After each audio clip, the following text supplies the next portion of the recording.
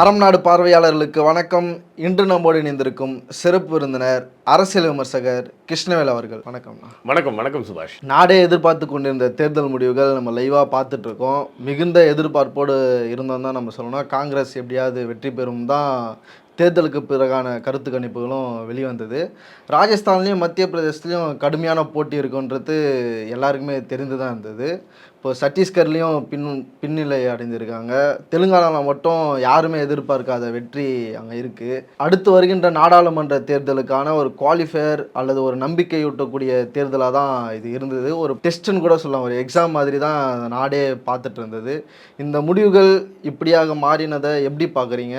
அதாவது இந்த முடிவுகள் இப்படி மாறிடுச்சுன்னு நிறைய பேர் சொல்கிறாங்க. ஆனால் நான் எலெக்ஷன் ஆரம்பிக்கும் போதே நான் சொல்லிகிட்டு இருந்தது இப்படி தான் வரும் அப்படின்னு. என்னென்னா முன்னாடியே இந்த கருத்து நான் இப்படி தான் வரும்னு எதிர்பார்த்துட்டு இருந்தேன். அது என்ன காரணம்னு அப்புறம் சொல்கிறேன்.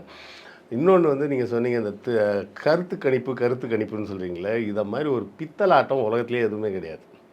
ஏன்னா அதுக்கு பல கணக்குகள் இருக்குது. அந்த எல்லா கணக்குகளையும் யாரும் பின்பற்றிலாம் ஒரு கருத்து கணிப்பெல்லாம் செய்கிறதில்ல.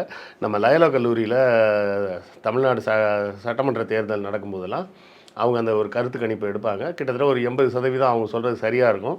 அதுக்கு காரணம் அந்த கருத்து கணிப்பை நடத்துவது அந்த புள்ளியியல் துறை, அந்த ஸ்டாட்டிஸ்டிக்ஸ் டிபார்ட்மெண்ட்லேருந்து ஒரு சயின்டிஃபிக் அப்ரோச் இருக்குது. அங்கே ஒரு ஸ்டாட்டிஸ்டிக்ஸ் டிபார்ட்மெண்ட்னே ஒன்று இருக்குது. அவங்களே தான் அதை வேலையை பண்ணுறது. அதை செய்யக்கூடியவர்கள் மாணவர்கள். அதனால் அவர்கள் கொஞ்சம் ஓரளவு தீவிரமாக அந்த சட்டத்திட்டங்களெல்லாம் கடைபிடித்து தான் பண்ணுவாங்க. நானே ஒரு பெரிய பத்திரிகையில் வேலை பார்த்துருக்கேன். பேர்லாம் வேண்டாம், விட்டுருங்க. ஒரு பெரிய பத்திரிகையில் வேலை பார்த்துருக்கேன். ஒரு பெரிய தொலைக்காட்சி நிறுவனத்தில் 2 தொலைக்காட்சி நிறுவனங்களில் வேலை பார்த்துருக்கிறேன். அங்கெல்லாம் இது மாதிரி எலெக்ஷன் வரும்போது ஒரு கருத்து கணிப்பு அப்படின்ட்டு ஒன்று ஆரம்பிப்பாங்க. நான் பார்த்து என்ன நடக்கும்னா, எல்லாருக்கும் ஒரு பை ஒன்று கொடுத்துருவாங்க. ஒரு ஜோல்னா பை, ஒரு என்ன சொல்கிறது, ஒரு கண்ணாடி டப்பா, பிளாஸ்டிக் டப்பா ஒன்று, அப்புறம் கொஞ்சம் பேப்பர்லாம் கொடுத்து நீங்கள் யாருக்கு ஓட்டு போட்டிங்கன்னு எழுதி அவங்கள உள்ளே போட சொல்லுங்கள். அதை மொத்தமாக போட்டு நம்ம கவுண்டிங் பண்ணுவோம் அப்படி இப்படின்லாம் சொல்லுவாங்க. எனக்கு தெரிஞ்சு எத்தனையோ பேர் வீட்டில் உட்காந்து அவனே எழுதி டப்பாவில் போட்டு கொண்டாந்து கொடுத்துருவாங்க. இதுக்கு ஸ்பெஷல் அலவன்ஸ் வேறு கொடுப்பாங்க அன்றைக்கி ஒரு நாளைக்கு போயிட்டு வர்றதுக்கு. இதை வாங்கிட்டு இவங்க வீட்டில் உட்காந்து எழுதி கொண்டாந்து போட்டுருவாங்க. இந்த கருத்து கணிப்புகள் பெரும்பாலும் நடக்கிறது இப்படி தான் நடக்குதே தவிர, அந்த கருத்து கணிப்பு எடுக்க போகிற நபர் இருப்பார்ல, அவருக்கு யார் ஜெயிப்பாங்கன்னு தோணுதோ அவர் அந்த பேரெல்லாம் எழுதி உள்ளே போட்டு கொண்டாந்து கொடுத்துட்டு போயிடுவாங்க. ஜெயிக்கணும்னு இவங்க விரும்பினாங்க, கருத்து கணிப்பு எடுத்தவங்க விரும்பினாங்க. ஆனால் எலெக்ஷனில் வியூகங்கள் சரியாக அமைக்கப்படவில்லை அப்படிங்கிறது தான் முக்கியமான காரணம். ஏன்னா இப்போ இந்த கர்நாடகா எலெக்ஷனில் ஜெயிக்கும்போது இந்தியா கூட்டணின்ற பேரை பயன்படுத்தினாங்க. ஆனால் இந்த 5 மாநில எலெக்ஷனில் இந்த இந்தியா கூட்டணின்ற பேரை இவர்கள் பயன்படுத்தவே இல்லை. இது ஒரு மிகப்பெரிய தவறு நடந்தது. அப்போவே நான் யோசித்தது, இது ஒரு பெரிய பின்னடைவாக போகும். ஒரு மாநில தேர்தல் நடக்கும்போது பொதுமக்கள் மோடியா ராகுலான்னு பார்க்க மாட்டாங்க. புரியுதுங்களா? இப்போ தமிழ்நாட்டிலே இப்போ எலெக்ஷன் நடக்குதுன்னா மோடியா ராகுலான்னு யாரும் பார்க்க மாட்டாங்க. இபிஎஸ்ஸா ஸ்டாலினா அப்படின்னு தான் பார்ப்பாங்க. இதே தான் எல்லா மாநிலங்களுக்கும் நடக்கும். எல்லா மாநிலங்களையும் அங்கங்கே என்ன நடக்குதுன்றதை வச்சு தான் அவர்கள் செய்வாங்க. அதுலேயும் குறிப்பாக பார்த்தீங்கன்னா, நீங்கள் மத்திய பிரதேசத்துலேயும் ராஜஸ்தான்லேயும் நின்ன ஆட்கள் யார் அப்படிங்கிறத பார்க்கணும். அங்கே ராஜஸ்தானில் நின்னது வசுந்தரா ராஜே சிந்தியான்னு பேர். இங்கே மத்திய பிரதேசத்தில் பார்த்தீங்கன்னா சிவராஜ் சிங் சௌஹான். இந்த பேர்களில் என்ன இருக்குது அப்படின்னு நீங்கள்லாம் யோசிக்கலாம். உண்மை என்னென்னா, இவர்கள் 2 பேரையும் பல 100 ஆண்டுகளாக மத்திய பிரதேசத்தை சேர்ந்தவர்களாக இருந்தாலும் சரி, இல்லை ராஜஸ்தானை சேர்ந்த, ராஜஸ்தானில் சிந்தியாவெல்லாம் அந்த சிந்தியான்ற ஃபேமிலியை எப்படி பார்ப்பாங்கன்னா, கடவுளை பார்ப்பது போல் பார்ப்பாங்க. அதுதான் பிரச்சனை. இவங்க இந்த சிந்தியா ஃபேமிலிலாம் பல காலமாக காங்கிரஸ்காரர்களாக இருந்தவர்கள். இப்போ அந்த அம்மா இங்கே வந்துட்டாங்க, பிஜேபிக்கு வந்துட்டாங்க. இது ஒரு பெரிய பின்னடைவு. இப்போ இந்தியான்ற கூட்டணின்ற பேரோடு அவங்க போயிருந்தாங்கன்னா, அங்கே போய் வைக்கக்கூடிய கோஷம் என்ன கோஷமாக இருந்திருக்கணும்? இவர்களின் கொள்கை கோட்பாடாக என்ன சொல்லியிருக்கணும்? இந்தியாவா பிஜேபியான்னு அங்கே போய் பேசியிருந்தாங்கன்னா ஜெயிக்க வாய்ப்பு இருக்குது. அங்கே போய் பேசும்போது எப்படி பேசினாங்க? காங்கிரஸா பிஜேபியா அப்படின்னா அவங்க காங்கிரஸ் பிஜேபின்னு பார்க்க மாட்டாங்க, யார் நிற்கிறாங்கன்னு தான் பார்ப்பாங்க. இந்த சிந்தியா ஃபேமிலி யாருன்னு பார்த்தீங்கன்னா, மராட்டா பேஷ்வா குடும்பத்தை சேர்ந்தவர்கள். பேஷ்வானா சித்பவன் பிராமின்ஸ். அது ஒரு 12 பிராமணர்கள் சேர்ந்து சிவாஜி மரணத்துக்கு பிறகு அவர் மகன் சாம்பாஜி மன்னராகி, சாம்பாஜியும் அவுரங்கசீபும் அடின்னு மாற்றி ஒருத்தரை அடித்து கடைசியில் 2 பேரும் ஒன்றும் இல்லாமல் போயிட்டாங்க. அந்த சாம்பாஜி அவுரங்கசீப் சண்டையை போல் இந்தியாவோட பொருளாதாரம் ரொம்ப வீக்கானது அதுக்கு முன்னாடி எப்போவுமே கிடையாது. இந்த பக்கம் மராட்டியர்களை இவங்க வரி வசூல் பண்ணுற படத்தை பூரா சண்டை கொண்டு போனாங்க, அங்கே அந்த பக்கம் முகலாயர்கள் வரி வசூல் பண்ண படத்தை பூரா கொண்டாந்தாங்க. 2 பேரும் மாற்றி மாற்றி மாற்றி அடித்து மொத்தமாக முடிஞ்சிட்டாங்க. அதுக்கப்புறம் முகலாய சாம்ராஜ்யமும் முடிஞ்சு போச்சு. மராட்டா சாம்ராஜ்யம் எப்படி ஆகி போச்சு, சித்பவன் பார்ப்பனர்கள் கைக்கு போயிடுச்சு.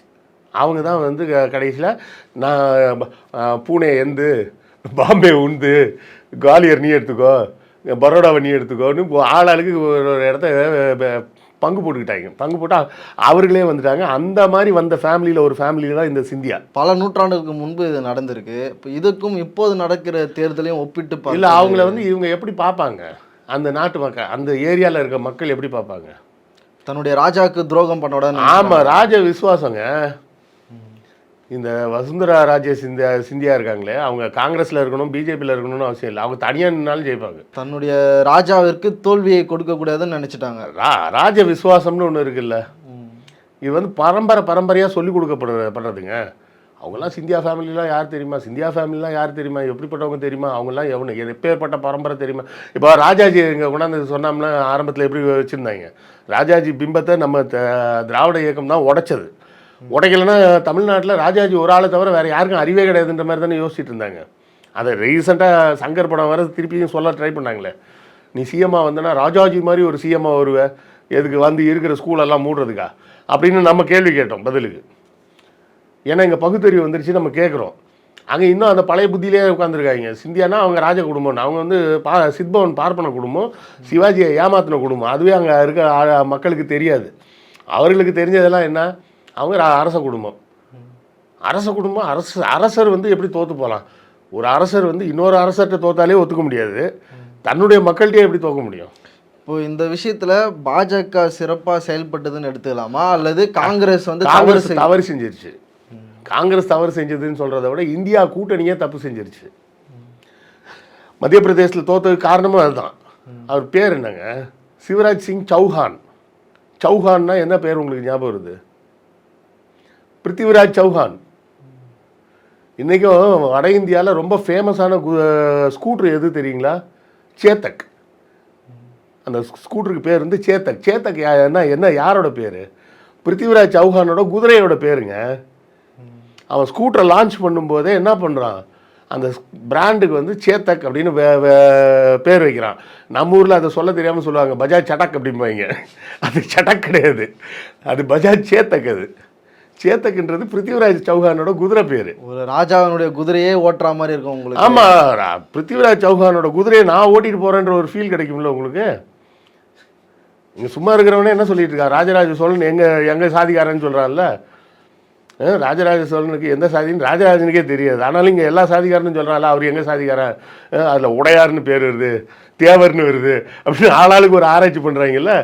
1000 வருஷத்துக்கு முன்னாடி இருந்த ராஜாக்கே இப்போ ஆராய்ச்சி பண்ணிகிட்டு இருக்காங்கன்னா அவங்களுக்கு எப்படி இருக்கும்? அந்த சௌஹான்ற பேரை, அந்த சௌஹான்ற பேரை கேட்ட உடனே முகமது கோரி ஞாபகத்துக்கு வந்துடும். முகமது கோரி தானே எங்கள் ராஜா பிருத்திவிராஜ் சௌஹானை குருடனாக்குனா அப்படின்னு அங்கே போய் ஆள் மனசு அதை தான் யோசிக்கும். நீங்கள் அவர்களது ஆள் மனது சென்டிமெண்ட் எல்லாம் பார்க்கணும். இந்த லோக்கல் எலெக்ஷனில் வந்து இது முக்கியமாக அது ப்ளே பண்ணணும். இப்போ இதெல்லாம் காங்கிரஸ் வந்து யோசிக்காமல் பண்ணிட்டாங்க. இல்லை, யோசிக்காமல் தான் பண்ணிட்டாங்க. அவங்களுக்கு வந்து ஒரு குருட்டு நம்பிக்கை வந்துருச்சு. அதுவும் இந்த எலெக்ஷனில் தோத்தது உண்மையிலே நல்லது காங்கிரஸ். ஏன்னா இது வந்து ஒரு லெசன் அவங்களுக்கு. இன்னொரு தடவை எந்த எலெக்ஷன் போனாலும் மோடியை ஆட்சி பீடத்திலிருந்து இறக்கும் வரை, பிஜேபியை மக்கள் மனதிலிருந்து நீக்கும் வரை இந்தியா கூட்டணின்ற பேரை விட்டுறக்கூடாது அப்படின்னு அவங்களுக்கு செவிட்டில் அரைஞ்சு பாடம் சொல்லி கொடுத்த எலெக்ஷன் இது. தன் லூப்போல்களை அடைப்பதற்கு இது வந்து ஒரு என்ன சொல்கிறது, ட்ரைனிங் மேட்ச்னு வச்சுக்கணும். மெயின் மேட்ச் இனிமேல் தான் இருக்குது. மெயின் மேட்ச்சில் போய் இந்த தப்பெல்லாம் பண்ணிடாதீங்க அப்படின்றதுக்கான பாடமாக இவர்கள் எடுத்துக்கணும். இந்த தோல்வின்னு நினைக்கக்கூடாது. இதை இவர்கள் தோல்வின்னு நினச்சி தோண்டு போகாமல் ஆனால் அந்த வேலையை செஞ்சுட்டாங்க. இப்போ உடனே 6ஆம் தேதிக்கு இந்தியா கூட்டணிக்கு மீட்டிங்கை போட்டாங்க. இந்த வேலையை எலெக்ஷன் முன்னாடியே பண்ணியிருக்கணும். பல்வேறு தலைவர்களை கூட்டிகிட்டு போயிருக்கணும். ஸ்டாலின், மம்தா பானர்ஜி, அகிலேஷ் யாதவ், ஒருத்தர் ஆள விடாமல் எல்லாரும் நீங்கள் வாங்க, இந்த 5 ஸ்டேட்டுக்கும் வாங்கன்னு கூப்பிட்டு போயிருக்கணும். கூட்டு போய் ஒவ்வொரு ஸ்டேட்லேயும் பேச சொல்லிடணும். இந்தியாவை மாற்றணும், இல்லைனா பாரத் ஆக்கிடுவாங்க. உங்களுக்குலாம் டெய்லி பிரேக்ஃபாஸ்ட்டுக்கு வந்து சாணியும் கோமியும் தான் கிடைக்கும். அதனால் மாறுங்கன்னு அத்தனை இந்தியா கூட்டணி தலைவர்களையும் கூட்டிகிட்டு போய் ஒவ்வொரு மாநிலத்தையும் அவங்க பேசியிருக்கணும். ஏன் இந்தியா கூட்டணி பற்றி பேச தவறிட்டாங்கன்னு? இல்லை, அவங்க என்ன நினச்சிட்டாங்க, காங்கிரஸுக்கு இப்போ ராகுலுக்குன்னு ஒரு இமேஜ் இருக்குது, அதில் நம்ம மாற்றமே கிடையாது. ராகுலுக்கு ஒரு பெரிய இமேஜ் உருவாகி இருக்கு. அவர் வந்து மக்கள் மனதில் ரொம்ப தீவிரமாக இடம் பிடித்து கொண்டு இருக்கிறார். அதுலலாம் மாற்றமே கிடையாது. இன்னொரு இடத்துல எங்கேயோ ஆட்டோ தொழிலாளர்கள் மத்தியில் ஒரு ஃபோட்டோ எடுத்திருக்கிறார். நம்ம என்ன பண்ணுவார், கேமராமேன் என்னடா என்ன எடுக்காமல் வேறு யாரும் எடுக்கிறேன்னு கேட்டுட்டு இருப்பார். இவர் வந்து நடு ரோவில் உட்காந்துருக்கிறாரு. முன்னாடியும் அந்த ஆட்டோ ஓட்டும் தொழிலாளர்கள் உட்காந்துருக்காங்க, இவர் கூட உட்காந்துருக்காங்க. அந்த அளவுக்கு அவர் எல்லாரு கூடயும் இறங்கி பழக ஆரம்பித்து ஒரு இமேஜ் உருவாகியிருக்கு, அதில் மறுப்பே கிடையாது. ஆனால் அந்த இமேஜை வந்து அவங்க எந்த ரேஞ்சுக்கு நினச்சிட்டாங்கன்னா, இந்திரா காந்திக்கு இருந்த இமேஜ் வந்துருச்சு போல் நம்மளுக்கு, அதனால் நம்ம ஜெயிச்சிடலாம். அதெல்லாம் ஒரு காலகட்டத்தில் வந்து இந்திரா காந்தி ஃபேஸை காமிச்சா போதும், வேறு எதுவுமே தேவையில்லைன்னு இருந்தது. அதை உடைச்சது முதலில் உடைச்சது தமிழ்நாடு, ரெண்டாவது உடைச்சது ஆந்திரா. என்டி ராமராவ் தான் உடைச்சார். என்ன காமெடி நடந்திருக்குன்னா, இந்த அம்மா வந்து போயிருக்காங்க எலெக்ஷன் கேம்பெயினுக்கு. அங்கே கிருஷ்ணரோட சிலையை பார்த்துட்டு ஒரு பெரிய கட் அவுட் இருந்திருக்கு, பார்த்துட்டு சாமி கும்பிட்டாங்களாம். டிரைவர் தான் சொன்னாங்கன்னா, அம்மா அது வந்து எதிர்கட்சி தலைவரோட கட் அவுட்டுமா, அது கிருஷ்ணர் இல்லை அப்படின்னு.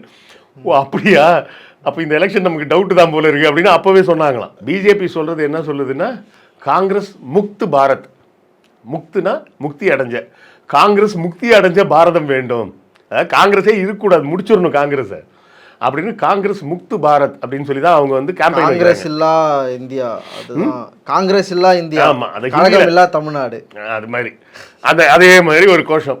ஆனால் உண்மையில் நடந்துகிட்டு இருக்கிறது என்னென்னா, பிஜேபி முக்து சவுத் இந்தியா தான் நடந்துகிட்டு இருக்கு. இப்போ தெலுங்கானா ரிசல்ட் எப்படி பார்க்குறீங்க? அது வந்து ஒரு சின்ன பின்னடைவு தாங்க. அந்த கேசிஆர் வந்து தோற்றுக்கூடாது என்ன கேட்டால். ஏன் அப்படி சொல்கிறீங்க? அவர் மேலே பல ஊழல் குற்றச்சாட்டுகள் சொல்கிறாங்க. ஊழல் குற்றச்சாட்டுலாம் விட்டுருங்க, அதெல்லாம் அப்புறம் பார்த்துக்கலாம். மாநிலங்களுக்கு உரிமை வேணுங்க, புரியுதுங்களா? நான் சொல்கிறது என்னென்னா, சென்ட்ரல் இதில் ஒன்றிய அரசாங்கத்தில் வந்து காங்கிரஸோ பிஜேபி யார் வேணா இருந்துட்டு போடும், ஆனால் எல்லா மாநிலங்கள்லேயும் மாநில கட்சிகள் தான் வரணும். இப்போ அந்த மாநில மக்கள் தானே அதை தீர்மானிக்கிறாங்க. அதை தீர்மானிக்க யோசிச்சு பாருங்க, அது கடுமையான ஃபைட்டு கூட இல்லை. அவங்க 60 மேலே போயிட்டு இருக்காங்க, இவர் 30லேயே தான் இருக்காரு. அதுதான் அந்த தெலுங்கானான்ற மாநிலம் உருவாகி முதல் முறையாக பிஆர்எஸ் இல்லாமல் இவங்க வராங்கன்றது ஒரு செய்தி தான், இல்லைன்னுலாம் நம்ம சொல்ல முடியாது. அது வந்தது வந்து எனக்கு இன்னும் நல்லதாக தெரியல. ஏன்னா மாநிலங்களில் மாநில கட்சிகள் தான் ஆட்சிக்கு வரணும். அப்படி வந்தால் மட்டும்தான் இந்தியா வந்து ஒரு ஒன்றியமாக இருக்கும். மொத்தமாக எல்லா இடத்துலையும் காங்கிரஸ் பிஜேபி மட்டும்தான் வரணும், வந்துச்சுன்னா நாடு உருப்படாமல் போயிடும். அதிகாரம்ன்றது வந்து எப்பவுமே பரவலாக்கப்படணுங்க. அதிகாரம் வந்து ஒரே ஆள்கிட்ட இருக்கக்கூடாது, அதிகாரம் பரவலாக்கப்பட வேண்டும். அதிகாரம் பரவலாக்கப்படவில்லை என்றால் ஜனநாயகம் நடக்காது.